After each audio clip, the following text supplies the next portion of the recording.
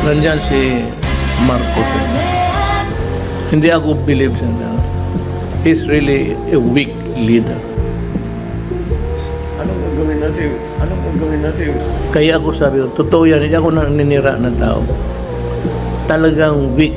Yun na nga, we're already in bad shape because of the saturation, because of the the damages that has been done. Problemado na nga yung mga kababayan natin. Makikita pa namin sa mukha mo na mas problemado ka pa. Kasi spoiled child, only son. Of course, he can talk. He delivers English articulate. That's not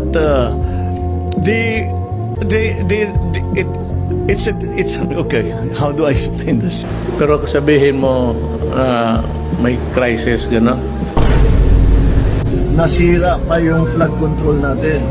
Binangga ng barko. He's a weak leader.